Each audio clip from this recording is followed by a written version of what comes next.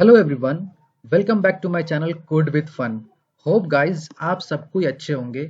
आज हम बात करने वाले हैं बहुत ही इंटरेस्टिंग टॉपिक जो है आपका डॉम। इसको हम लोग बोलते हैं डॉक्यूमेंट ऑब्जेक्ट मॉडल। ठीक है। अब जैसे कि देखो कि इसमें ये इतना इम्पोर्टेंट इसलिए है क्योंकि हम लोग सभी कोई HTML और CSS वगैरह जावास्क्रिप्ट वगैरह सबने पढ़ा है। ठीक है, लेकिन इसमें जो मेजर रोल जो होता है ना, आखिर ये जो HTML की पेज होती है वो कहाँ से अपलोड होती है, कैसे अपलोड होती है, अपलोड होता है तो कैसा होता है, उसके पीछे उसके बिहाइंड द सीन क्या चल रहा होता है, ये हम लोगों को नहीं पता है। तो आज हम लोग देखने वाले हैं डॉक्यूमेंट ऑब्जेक्ट मॉडल की क्या है, इसके पीछे का कारण, कि हम लोग इसके पीछे क्या क्या होता है वो हम लोग देखने वाले हैं। ठीक है, तो देखो इसमें क्या हुआ है सॉरी, इसमें कभी भी अगर कोई भी वेब पेज कभी भी अपलोड होता है, ब्राउजर पर लोड होता है, तो वो एक डॉक्यूमेंट ट्री जनरेट करता है, वो क्रिएट कर देता है कि आपको एक तरह का वो जो ट्री होता है ना, वो ट्री किस तरीके का होता है, वो देखो कुछ इस तरीके का होता है। ये जो आप देख रहे हो ना यहाँ पर, ये वाला, ये जो देख रहे हो ना यहाँ लिखा है डॉक्यूमेंट, मैं आपको बताता हूँ। ये जो है ना, ये आपका डॉक्यूमेंट, ये जो है ना आपका ये डॉक्यूमेंट, ये आपका होता है इसका पेरेंट। ठीक है, उसके बाद आपका एक HTML होता है, उसके बाद उसके अंदर एक हेड होता है। ठीक है, ये सब कुछ आप लोगों ने पढ़ा होगा कि इसके अंदर क्या क्या चीजें होती है। ठीक है, उन सब चीजों को डॉक्यूमेंट जो होता है ना वो कुछ इस तरीके से स्ट्रक्चर कर देता है आपको। ठीक है, तो सबसे पहले क्या होता है, आप उसको एज अ मतलब रिलेशन टाइप का भी आप उसको समझ सकते हो कि इन सारे चीजों का ये जो है ना HTML, ये पेरेंट है। ठीक है, लेकिन आपका ये जो डॉक्यूमेंट है ना, ये डॉक्यूमेंट एक मेन रूट हो जाता है। ठीक है, इसी रूट से सारे के सारे बाहर आते हैं।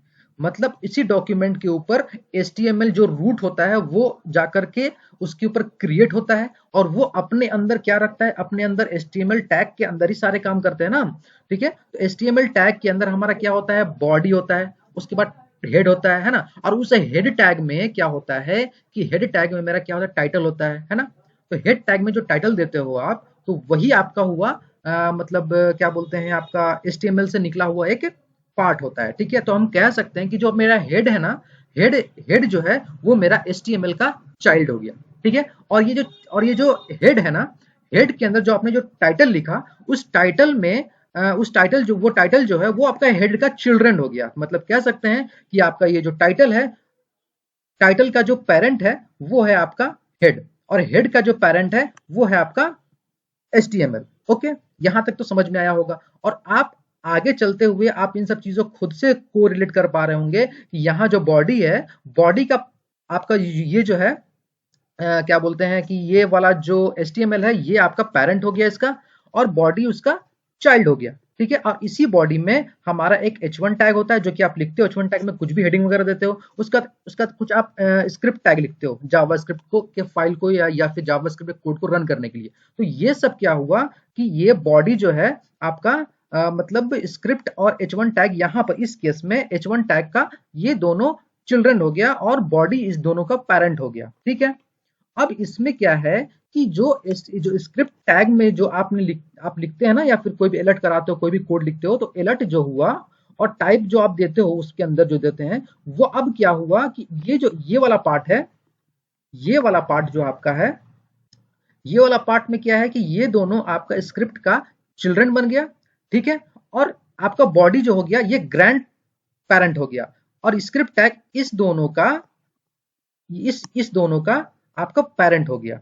तो आप इसी तरीके से को रिलेट कर पा रहे होगे कि किस तरीके से हमारा ये काम करता है। ठीक है, अब जैसे कि देखो यहाँ पर एक मैंने क्या बनाया, यहाँ पर मैंने बनाया ना, यहाँ पर मैंने बनाया एक यहाँ पर एक बनाया मैंने एक हेड, होता है ना HTML टैग है ना, तो इसको हम लोग बोलते हैं रूट, इसको हम लोग बोलते हैं रूट और नोड एलिमेंट। उसके अंदर हम क्या रखते हैं, हेड टैग रखते हैं, हेड टैग। तो ये देखो, ये और ये आप लिखते हो ना, हेड टैग में जो मेरा होता है head tag first child root होता है, मतलब HTML का पहला जो चाइल्ड होता है ना, रूट रूट का होता है वो हेड होता है, और इसी हेड का जो पहला चाइल्ड होता है वो आपको बोलते हैं, इसका एक ओनली चाइल्ड होता है आपका टाइटल। ठीक है, अब क्या है कि उसके बाद जो हमारा बॉडी है ना, ये बॉडी, ये जो बॉडी है ना, इस वाले HTML का आखिरी चाइल्ड होता है, आखिरी चाइल्ड यानी कि इसके बाद और कोई चाइल्ड नहीं होगा। अब जब कभी भी चाइल्ड होगा अब इस बॉडी का चाइल्ड होगा, मतलब ये कि जितने भी मेरे पास एलिमेंट है अब इसी के अंदर आने वाले, H1 tag, P1 tag, header tag, footer tag, जितने भी टैग हैं वो सब मेरे बॉडी टैग में आने वाले हैं। ठीक है, तो आप कह सकते हो कि HTML जो टैग का सबसे लास्ट जो चिल्ड्रन है वो है body tag. Okay, hope guys कि आपको यहां तक समझ में आया होगा कि कैसे हमारी चीजें काम कर रही हैं, कैसे हमारा डॉक्यूमेंट में टी क्रिएट हो रहा है। ठीक है,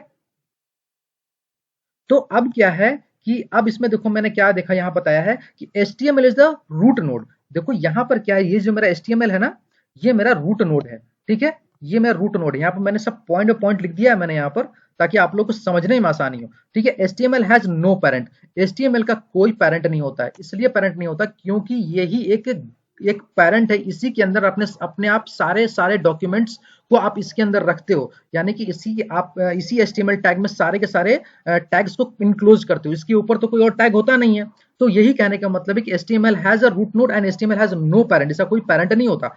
HTML is a parent okay of, मतलब कह सकते हैं कि हेड टैग का जो होता है, हेड टैग का और बॉडी टैग का आपको यही HTML पेरेंट होता है। और head tag is the first child, यानी कि जो हेड टैग है यही मेरा पहला चाइल्ड है आपका। यही मेरा देखो यहाँ पर जो है ना, यही मेरा जो हेड टैग है ना, ये वाला हेड टैग, ये मेरा पहला चाइल्ड है HTML का।